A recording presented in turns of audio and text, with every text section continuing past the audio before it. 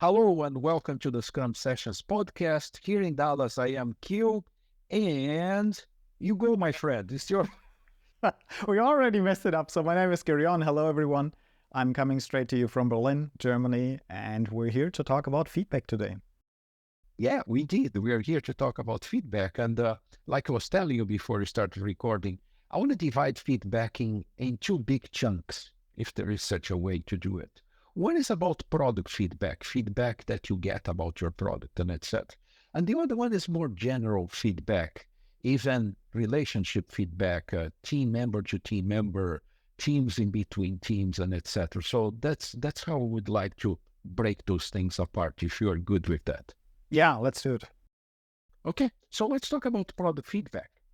Um, Question that I get all the time: Q, how do we incorporate feedback in the backlog?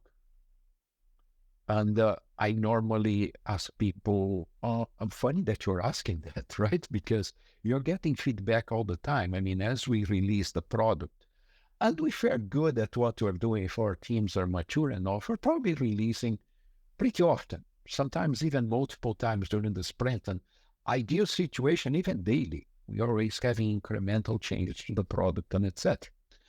And that's going to bring feedback to us. As you put a product or a service out in the market, right? You're going to hear from people. I hope you hear from people, and I hope you pay a lot of attention to what people have to say, right?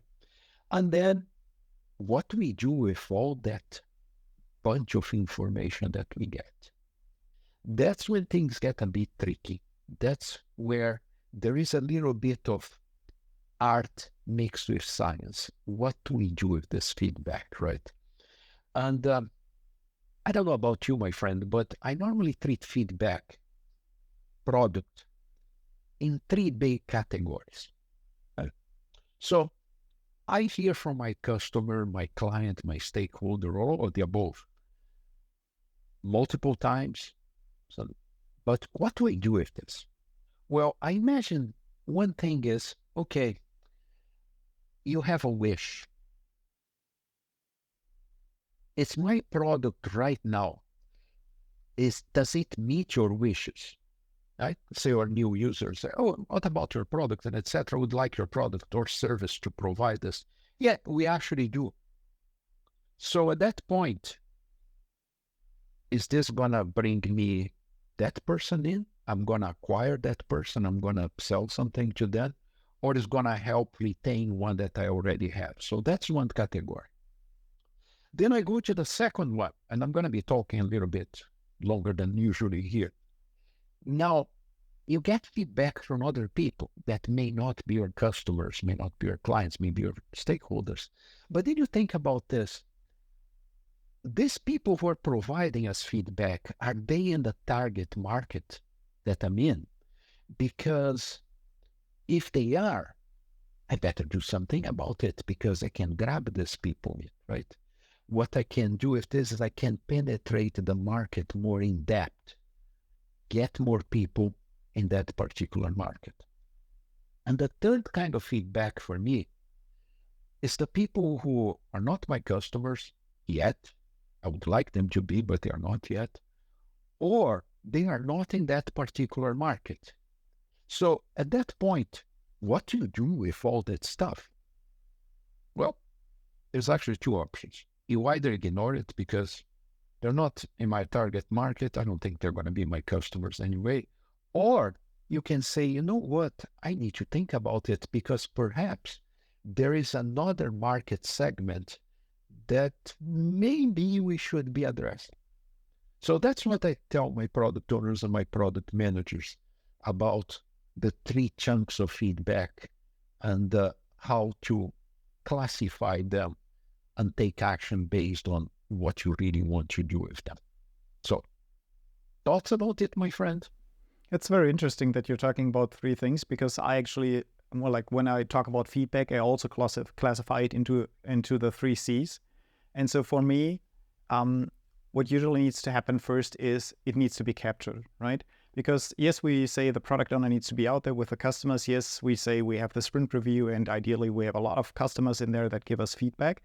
But what often happens in organizations is that the feedback isn't really captured, right? There's some anecdotal feedback. There might be even like some form on the website. There might be some more structured ways, but often they're not capturing all the feedback that they could be getting. And so a lot of stuff just falls off the table, right? And so that's the first C for me. And the second one is actually centralized. But now that I've listened to you, I actually will change it to classify it, right? Because that actually makes even more sense. And that means, yes, you have to pick it up, like a radar, you have to pick up on it. But then what do you do with the data? You need to centralize it somewhere to then classify it, right? Because it doesn't help us that one person is running around with some kind of feedback and another one somewhere else in the organization with some other feedback. You need to structure it in somewhat of the same format and centralize it somewhere so that you can then classify and work on it like you just described. And then the third C is to communicate that, right? Because the insights that are getting that you're getting out of that, they need to be communicated somewhere. And usually, and I think organizations tend to be very bad at all three C's of them, is that they don't pick up on the stuff, right? It just falls down. Even if they pick up on it, it just rests in somebody's head or in some system that's not being looked at, right? So it's not being centralized, and so people can't work with it. But even if they do that, they don't communicate it out to everyone that needs to make decisions. And guess what? In Scrum, that means basically everyone, right? And so I think a lot of organizations are lacking in that.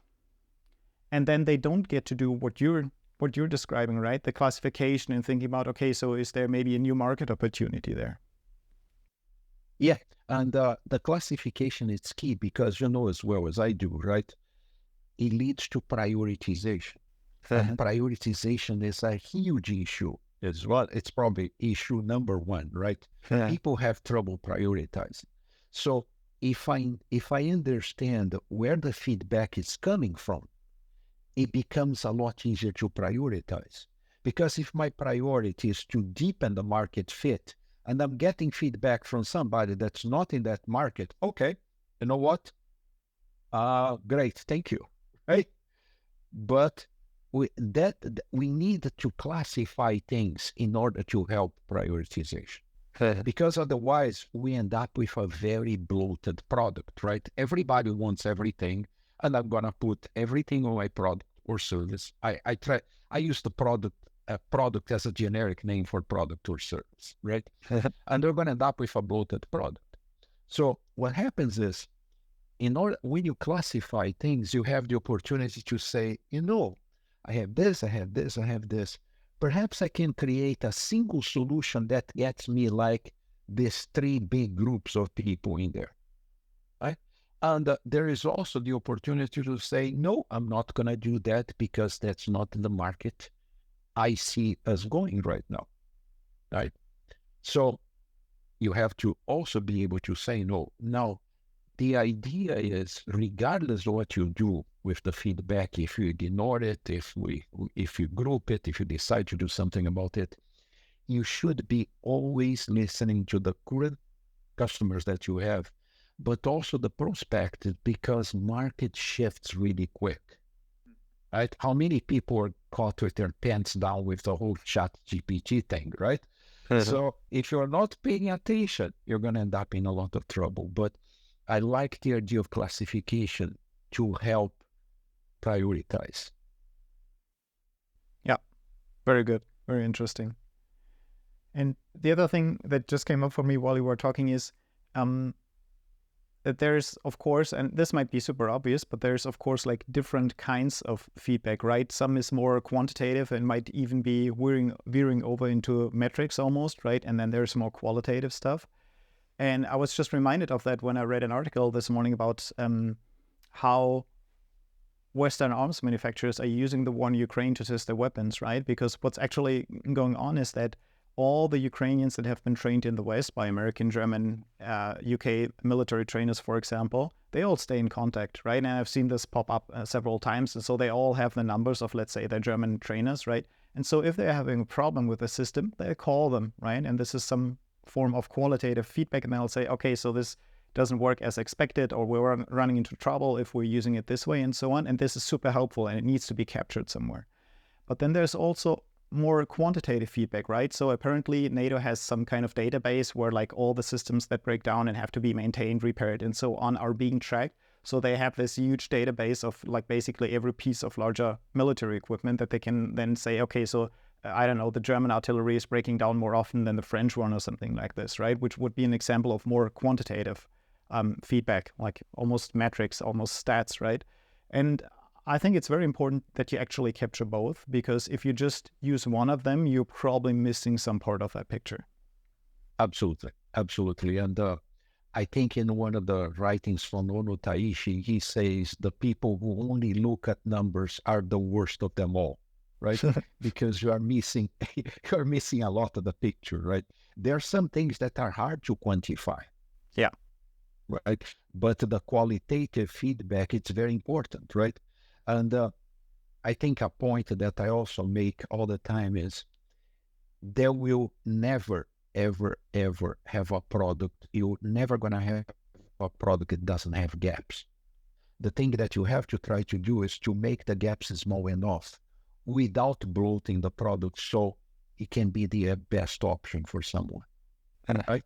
So, for instance, if you're going to talk in military terms, let's say you created a certain kind of rifle, right? So the round may not be the most powerful, but you can have more rounds because it's a smaller round than other things. So yeah, I may need to shoot more times, but it's not as heavy. The ammo is cheaper, and etc. Right? So that without bloating to the point that no, I'm going to create a caliber that works for every single situation. First, it's not going to happen. Second, if you do that, it's probably going to be a monstrosity that nobody can carry, right? Again, the bloated product. So we have to be very careful in interpreting feedback, right? And go ahead. Yeah, actually, this is a very important point. It's not that easy to interpret feedback, right? Because if we think of, we have a small team like a startup and we're creating a SaaS solution, for example, and then we talk to the customers, we get some feedback, fine. But what happens if you have a massive platform? Let's say you're running Twitter or you're running, something that that generates a lot of data. So for example, TikTok generates an enormous amount of data, right? And how do you make sense of that data, right? This is actually its own science, right? It's not enough to say, okay, let's put the feedback into a Teams channel, because there's just so much data, so much quantitative feedback that it's very difficult to actually make sense out of it, right? And so if you're in that situation, you absolutely have to invest in the people that can do that, right? Some data scientists, for example, some market researchers and so on, because there's a real danger that, for example, if you don't know your statistics well enough, that you'll actually come to the wrong conclusions because you don't know how to handle the data, right? And this is even more dangerous because now you've set up the systems to capture the data, and you have centralized the data, and you're trying to make sense out of it, and then, classify, prioritize the backlog. But if you're not doing that right, because you don't know statistics very well, you could be in a world of hurt. Yeah, and we also have to be careful with bias. Good point. When you are talking to a customer, right? You may be asking questions informally. It doesn't need to be a survey or anything, but just informally, right? And you normally, when you ask questions, the way you formulate the question may be biased, right? Because you are trying to formulate the question in a way that they're going to answer what you want to hear. Yes. And this happens quite a bit, right? And this happens quite a bit. And the second one, a lot of people may not be familiar with this, it's called the query effect. It's a funny thing, the way our brains work. If you ask somebody something, they may not even have an opinion about it, but the moment you ask, they're going to tell you something. They don't want not to answer the question.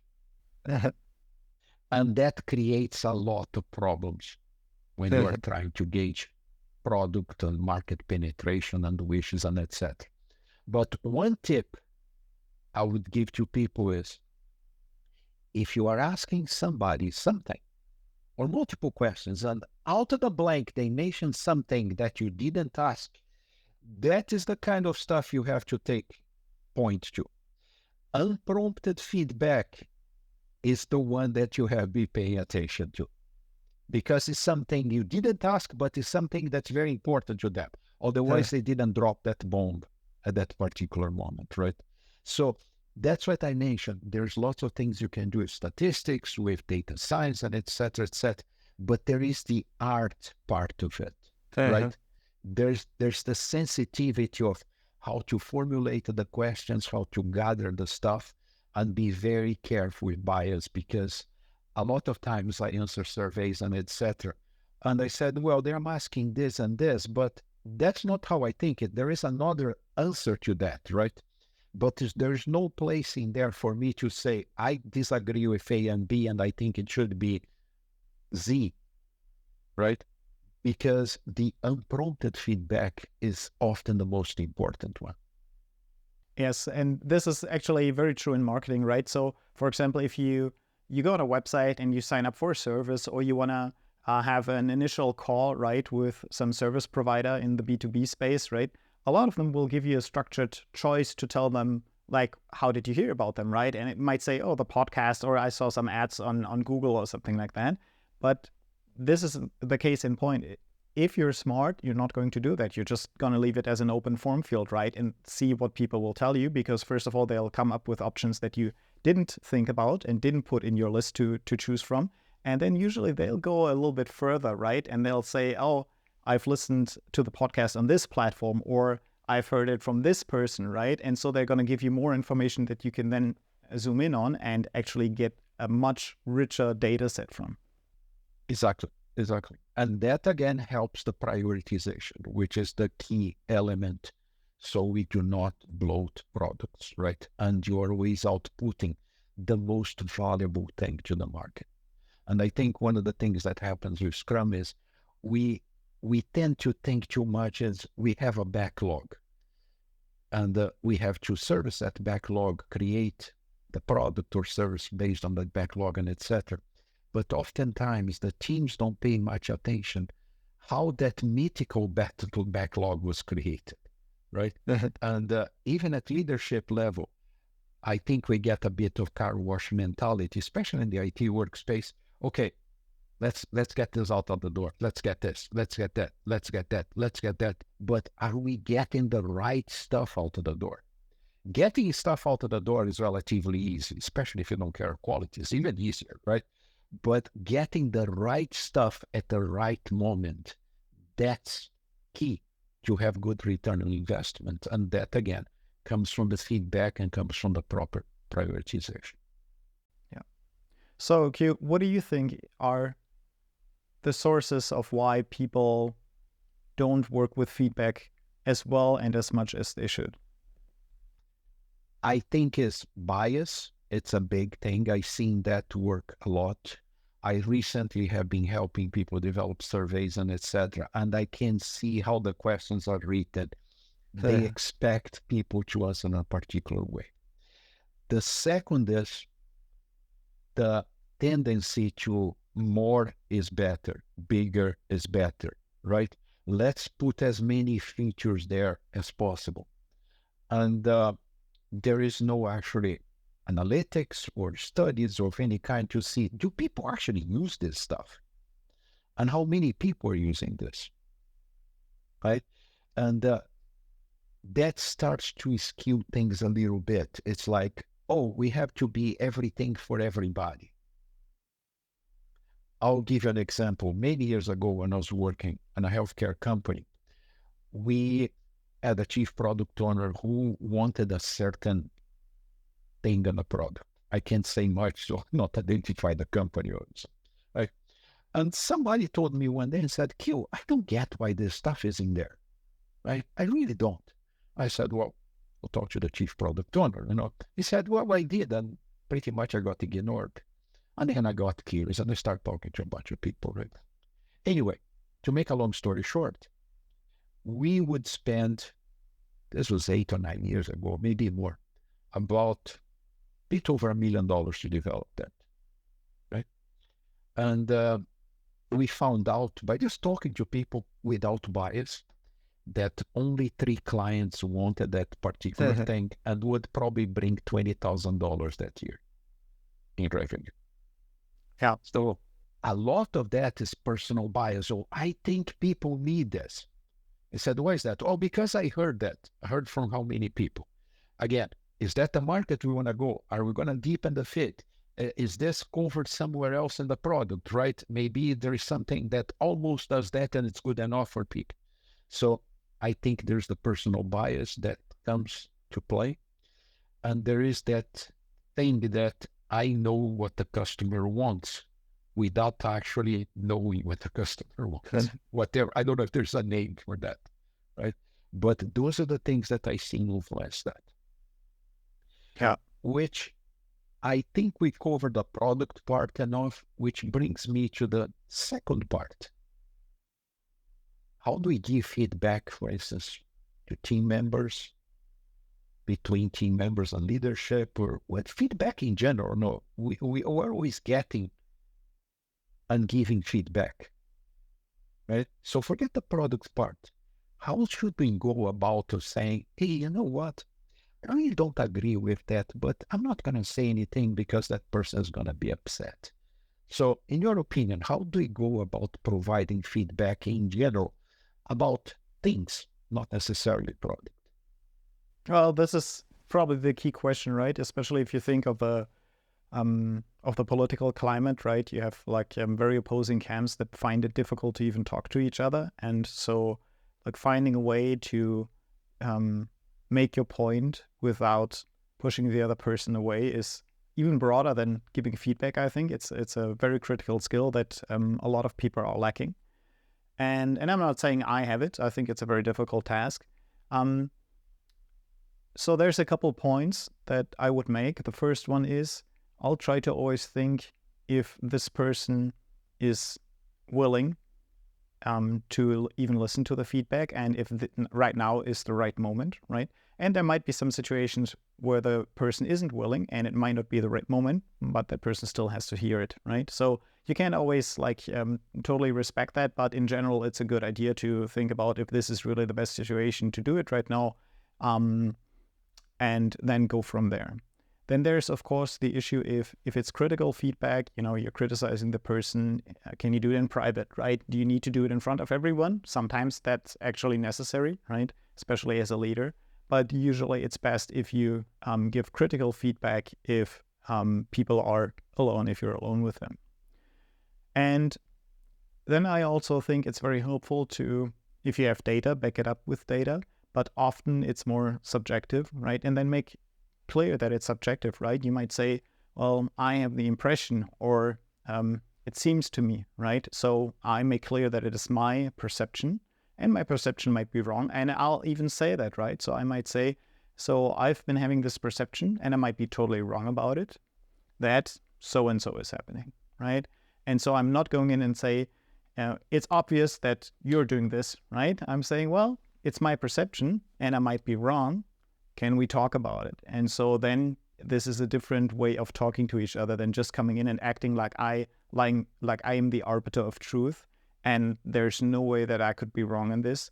And, you know, immediately that person's defenses are coming up. Yeah, that's very true. And I think that one of the ways that you explained so well is to approach this made me feel like this happened, right? From my point of view, that's how this impacted me, right? And it's a very difficult thing. Again, it's more art than science because different people take feedback in different ways, right? I am the kind of person just say it. If I get hurt, I get hurt, but I want to know what you guys think about this, and I want very clear and direct feedback. Now, what I want to know also is why do you think about this way, right? What made you provide this kind of feedback? Where's the reasoning, right? Again, you heard this 1,000 times. I think, I feel, and I know, right? So it's something that you just have a feeling about it, you think about it, or you know about it. Because if you know, I want to understand the data, I want to understand what is solid about it, or it's just a gut feeling, right? But there are other people who are very sensitive, and you have to approach in a more, sometimes even oblique, indirect way, right? So it's important to know the person that you're providing feedback to, right? And I think anybody can provide feedback now when it comes to performance feedback, which can be an issue in teams and etc., I think you have to speak from a seat of authority, from a position of authority. You are actually pretty good at that. You know the subject very well and etc., right? Or you are in a position of leadership and etc. But I normally go between overall feedback and performance feedback, which is something in Scrum Masters have to deal with. Leadership has to deal with. I think there are different ways to approach it depending on the kind of feedback that is required for a particular situation. Yeah. But what's most interesting to me is actually like turning the table, right? Because there's always this discussion about how do I give feedback, and this comes up all the time. But what's actually more interesting to me is like, how do I take the feedback, right? Because we all get feedback if we want it or not, and it's actually not that easy to always deal with it. You just said, well, you just tell me, right? And that's true. That's how you are, right? You'll just come out and say, well, just tell me the feedback, right? But it's actually not that easy for a lot of people, right? And so actually the best advice that I've ever heard on this, and this is actually from our friend Kim, she taught me this, is to just say, thank you for the feedback, right? And not react further to it, which is quite difficult to do. So if you have never done this, this is a good exercise to do. Somebody gives you feedback and you might agree with it, you might totally disagree with it, but you don't react to it. You just say, thank you for the feedback, right? And you say it in a way like you mean it, and you should try to mean it. And I think this was very powerful advice, because how often do you totally disagree with the feedback and the other person's intention might be pure, they might be manipulative, right? But if you just thank them for the feedback, that gives you some time to think about it later on, right? You don't have to react right now. You don't have to quiz that person on like, yeah, why do you say that? Da, da, da, da, da, da. And I think this is an extremely powerful tool. And there's actually an interesting corner case. Some people have real trouble getting compliments, right? And so they don't know what to do with it, right? And so somebody is giving them positive feedback and they get super nervous and they don't know what to do, right? And then they'll say, oh no, but I didn't do that much and so on, right? They'll like diminish their own contribution, right? And so just saying thank you for your feedback is also very helpful there, because even if it's positive, it's a very good solution. Yeah, it is. I think it's actually a terrific idea, because you may not agree with the feedback, or you may even be offended by the feedback, but the best thing to do is to diffuse it immediately, depersonalize, right? Say, oh, thank you, appreciate your point, right? Internally, you may say, oh my God, I hated this person, right? But, sometimes, like you mentioned, the person actually has the best of the intentions, right? Even though you may not agree with that.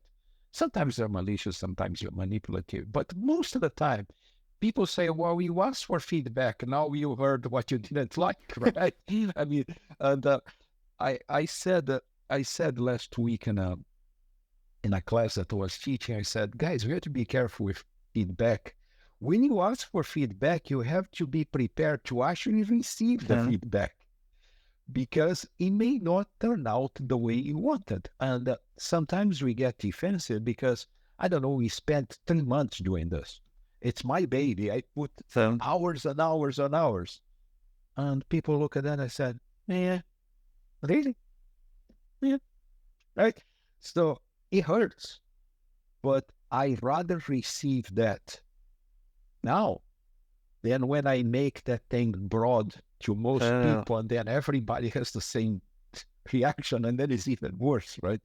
But I think we have to develop a very tactful way to provide feedback, but we also have to develop the capacity to take the feedback as not personal, which in the majority of the cases, it's not. Yeah. And if it's personal, okay. Treat it the same way too. I mean, why engage into an argument? I mean, there's no reason for it. Exactly. And it's probably impossible to just get, very well formulated, well-intentioned feedback, right? So you're going to take some bad with the good, but you can't just cut yourself off from feedback totally, right? So we have to get feedback as Agilists, but in general, you have to get feedback. And there's going to be some bad feedback, not only bad in that it's critical of you, but that people don't know how to formulate it well, or maybe they want to manipulate you with it. But that just goes with the territory, right? And that's no reason not to get the feedback. And I think, yeah. And I think saying this phrase, thank you for the feedback, really decouples you from the emotions of that situation, right? Because then you can always circle back, yeah, right? And you can say, oh, Q is such an idiot. Why was he criticizing me? But instead, I'll just say thank you for the feedback. And maybe after some time, I think, well, maybe he has a point, or maybe I don't quite understand what he's been trying to tell me. Let's circle back and say, hey, Q, you gave me that feedback. I was wondering if you could tell me a little bit more about it, right? And now the emotion has already subsided and I'm not in some kind of fight-flight mode, right? And we can just talk about it. Maybe you make a good point, maybe you don't. But now I'm able to actually listen to it instead of like the blood rushing through my ears. And I'm like, wow, how does he dare to criticize me on this? Exactly. And somebody taught me a long time ago, said, Q, another thing that's a good idea is to ask for permission to provide feedback. Hey, Sure. would you like my opinion about this, right? Because nobody wants when you go there and say, well, I think this is awful. Well, hold on, I didn't ask you, right? It may actually be the start of a fight right there, right? Now we say, hey, do you mind if I tell you something about what I just saw, etc., right? Did you consider this and this and that and that? You have to try to depersonalize feedback. So we tend to take things personally, especially when you invest a lot of time in doing something. So you have to be very careful how you formulate it so it doesn't come like a personal attack. It's just your opinion. So asking for permission, say, hey, do you want to hear what I think about that? Right? And say, no, thank you. Or yeah, please, and then apply what you said. Thank you for your feedback. And then inside you can say, but that's how we have to. It's a very tough thing. It's something you have to be trained constantly to deal with. I think you're making a great point. And it resonated very well with me because, so for example, like when I train my martial arts, sometimes, the master is going around and like giving you notes, and then there might be some other senior students, right? And suddenly you have 3-4 teachers running around among, let's say, 15 students, right? And so what sometimes happens is that you make a movement and somebody will come and say, well, do it like this, right? And then you just like move for like 1 second and the next one will be able to say, well, don't do this, do that, and so on, right? And at some point of time, you cannot absorb the feedback anymore because it's just too much, right? And you cannot integrate the feedback anymore. And then, and I think this is probably another skill as well. If somebody asks you if you want feedback, feel free to say no. It doesn't mean that you don't want feedback. It doesn't mean that you're a bad person. It just might mean that, you've had it. You've received like 20 pieces of feedback in the last 10 minutes and your ability to absorb it is not there anymore.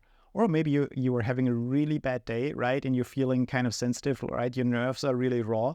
And then absolutely feel free to say, thank you. Maybe again tomorrow. I've had my fill for today. Yeah, which is actually something I teach in product management all the time. Sometimes you have to say no to a customer, to a client, to a stakeholder, right? Because that's the best thing to do. And you're absolutely right. Sometimes, okay, I heard 20 people giving me stuff. I can only absorb this much, right? And even if I write everything down, do I need that much feedback? Because that can lead to product bloat, right?